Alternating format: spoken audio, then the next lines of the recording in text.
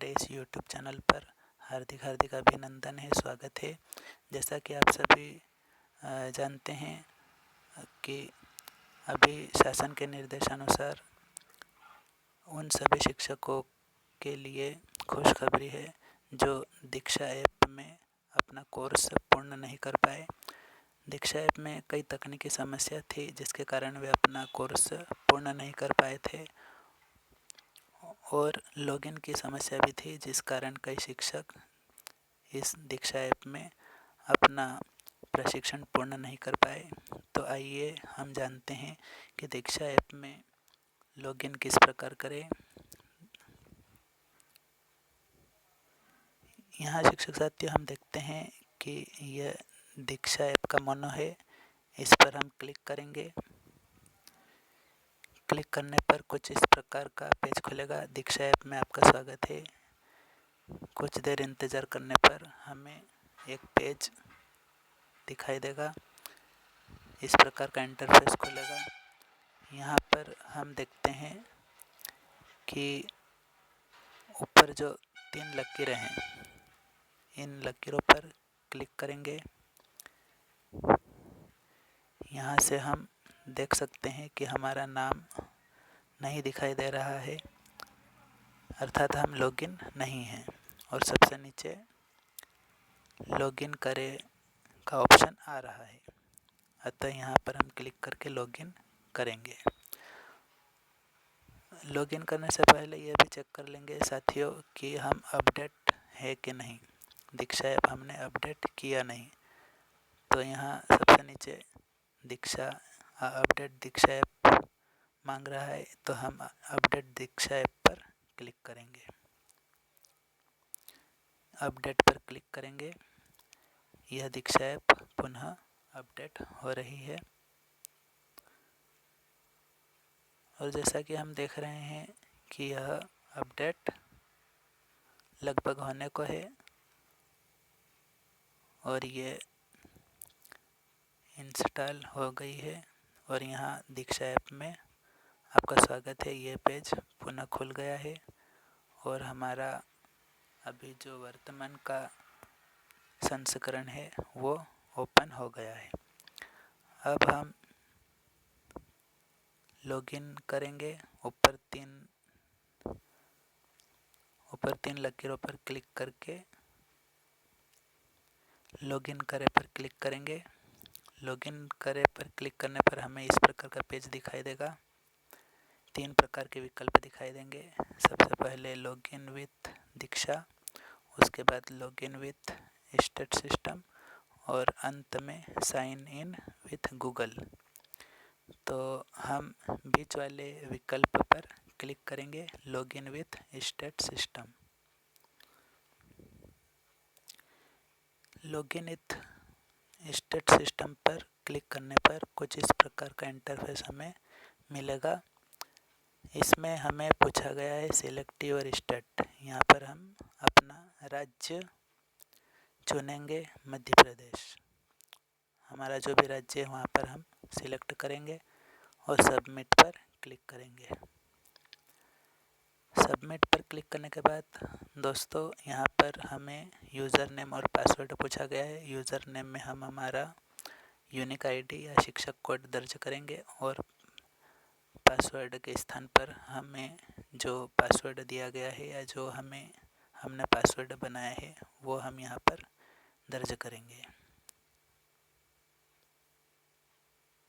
साथियों, जैसा कि आप देख सकते हैं कि इस पेज में यूज़र नेम के स्थान पर मैंने अपना यूनिक आईडी या शिक्षक कोड लिख दिया है और पासवर्ड लिख दिया है और उसके बाद रिमेंबर मी पर क्लिक कर दिया है। अब हम लॉगिन करेंगे। लॉगिन पर हम क्लिक करेंगे।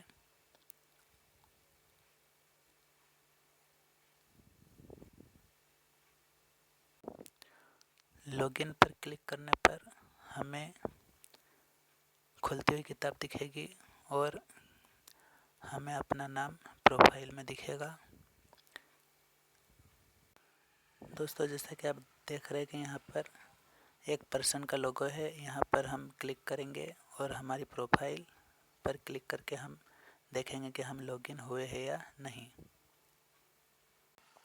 लॉगिन पर उसके बाद हमारा नाम दिखेगा, उसके बाद हमारी जो दीक्षा आईडी है वह दिखेगी और हमारी भूमिका, खंड, जिला, राज्य आदि सभी इस पेज पर शो होंगे।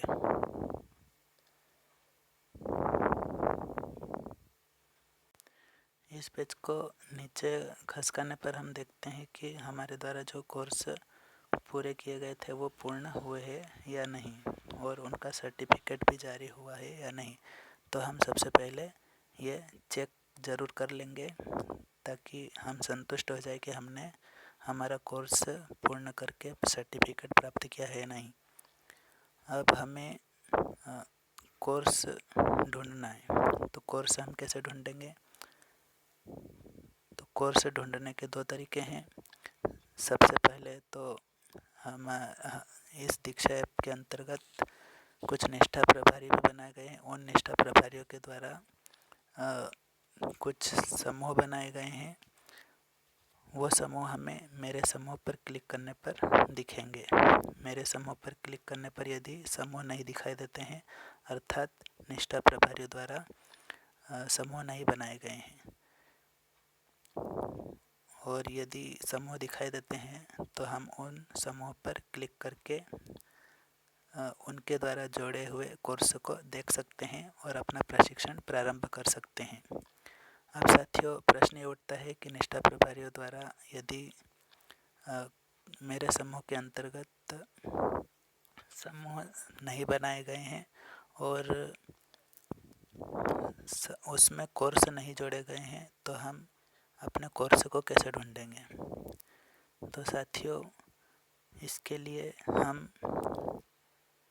दीक्षा ऐप में जो सबसे नीचे ये कैप का चिन्ह दिख रहा है, यहाँ पर हम क्लिक करेंगे। यहाँ पर क्लिक करने पर हमें इस प्रकार का पेज दिखाई देगा। यहाँ पर शिक्षक साथियों, हम देख सकते हैं कि सर्च का ऑप्शन आ गया है। इस सर्च बॉक्स पर हम क्लिक करेंगे तो यहाँ पर खोजे का ऑप्शन खुला है। अब यहाँ पर खोजे पर हम टैप करके अभी जो वर्तमान में कोर्स जुड़े हैं उन्हें ढूंढने के लिए हम यहाँ पर MP-निष्ठा लिखेंगे और इसे सर्च करेंगे।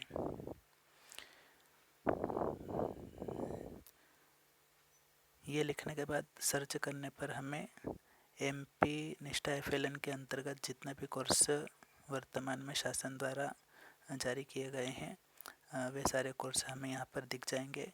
उन्हें हम क्रमशः बारी बारी से पूरा करेंगे और पूरा करने के बाद अब हम जानते हैं कि सर्टिफिकेट कैसे प्राप्त करेंगे।